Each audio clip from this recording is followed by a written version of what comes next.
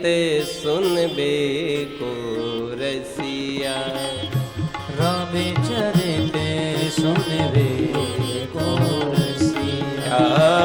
राम लखन सीता मन बसिया। राम लखन सीता मन बसिया। जैसा हनुमान जी महाराज कथा को सुनते हैं, भैया इसका थोड़ा सा बेस कम करो हमको।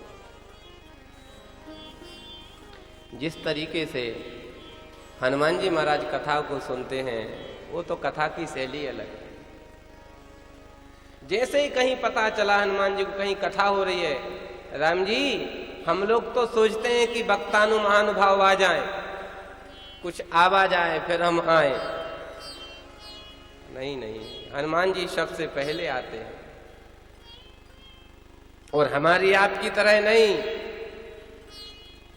कभी अच्छा लगा तो सुन लिया, ना कहीं मन और चला गया। हनुमान जी महाराज तो वीरासन पर बैठ जाते हैं। बाष्प बारी परिपूर्ण लोचनम, आंखों को एकदम बंद कर लेते हैं और जैसा भी वक्ता कथा को सुनाता है, हनुमान जी महाराज दत्त चित्त होकर उस कथा को सुनते हैं। एक निवेदन करूं, हनुमान जी हैं भैया। हनुमान जी के जैसे देखो, गोस्वामी जी ने हनुमान जी के बारे में लिखा है, अतुलित बलधामम हेम शैलावधेहम। हनुमान जी कैसे हैं? अतुलित बलधामम। कितना बल है कोई पता है? अतुलित बलधामम। इतना बल होने के बावजूद भी हमने तो ऐसा सुना, अगर व्यक्ति के पास थोड़ी सी ताकत आ जाए तो अड़ोसी पड़ोसी की तो छोड़ो, पूरे नगर को नहीं समझता हूं क्या है मेरे आगे, कुछ नहीं। लेकिन हनुमान जी जैसा योद्धा भी अपार बल है, लेकिन बल से काम नहीं लेते, बुद्धि से काम लेते। एक निवेदन और कर दूं, बुद्धि भी हनुमान जी के पास कोई सामान्य नहीं है। ज्ञानी नाम अग्रगण्यम। ज्ञानियों में अगर कभी विद्वानों की, ज्ञानियों की लिस्ट बनाई जाए तो उसमें श्रेष्ठ विद्वान का अवार्ड हनुमान जी को मिलेगा। इतने बड़े विद्वान।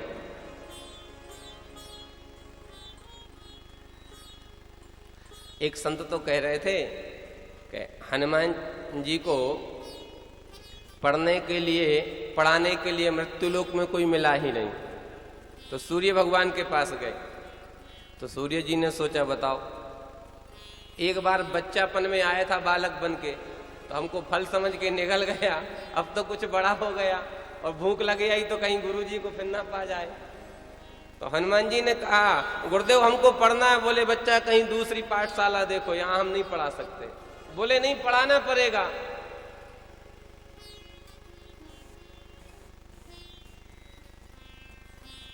हनुमान जी पीछे ही पड़ गए।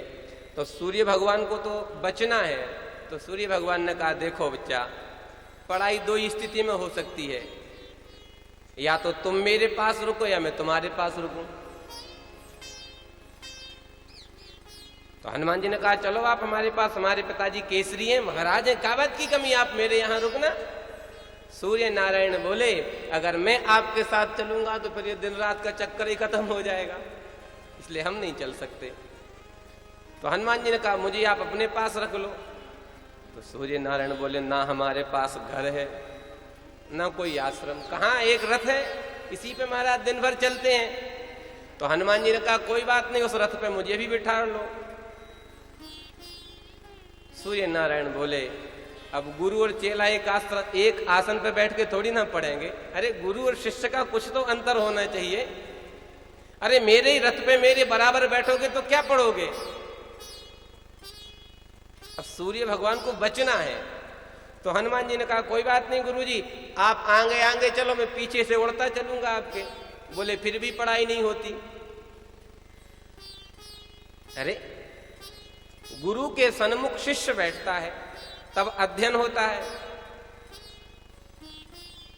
और मैं आगे चलूंगा तुम पीछे, तो मैं पीछे मुड़ के पढ़ाऊंगा तुमको।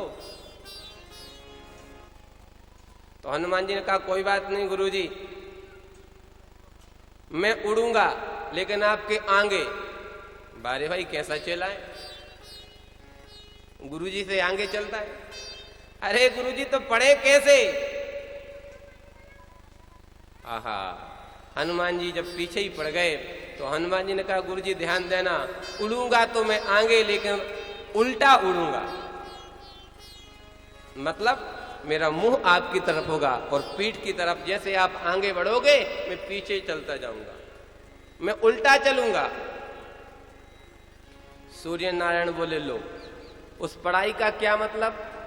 किस पढ़ाई का? जिस पढ़ाई को पढ़ने के बाद तुम उल्टे चलो। लोग पढ़ते ही इसलिए कि उल्टा सीधा चले, और तुम पढ़ने के पहले उल्टे चलोगे और जब तक पढ़ोगे तब तक उल्टे चलोगे, तो क्या मतलब पढ़ाई का? तो हनुमान जी बोले गुरु जब आप बताओ कोई उपाय। बोले हमारे पास तो कोई उपाय नहीं, तुम ही उपाय बताओ। आहा, हनुमान जी बैठ गए, भगवान रघुनाथ का कीर्तन करने लगे। गुरुजी अब तो चाय हो, चाहे जहां बिठाओ, चाहे जैसे हो, अध्ययन हम आपसे ही करेंगे। तो हनुमान जी महाराज को कुछ ही क्षणों में संपूर्ण वेदों का ज्ञान सूर्य नारायण भगवान ने हनुमान जी को प्रदान कर दिया। ऐसे उच्च कोटि के विद्वान हनुमान जी हैं। देखो, बुद्धिमान में भी श्रेष्ठ, बलवान में भी श्रेष्ठ। और जब हनुमान जी लंका में गए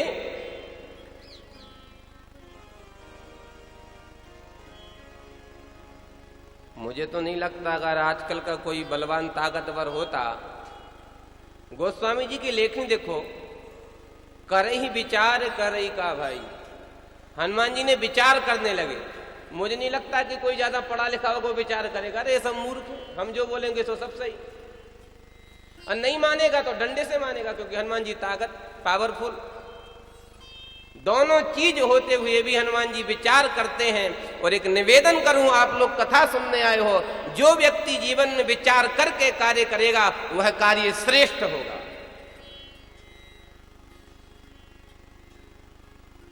और जैसी विचार किया, मस्तक के समान रूप कपिधर, मच्छर के समान रूप बनाया और हनुमान जी चल दिए। अब मान कर चलो हनुमान जी पहाड़ के तरह भी जाते तो क्या सामर्थ्य थी किसी की रोकने की? लेकिन ध्यान देना, जो सम्मान हनुमान जी को मिला है वो सम्मान नहीं मिल पाता। हनुमान जी ने जब भी कोई कार्य किया है तो उस कार्य को करने के पूर्व हनुमान जी ने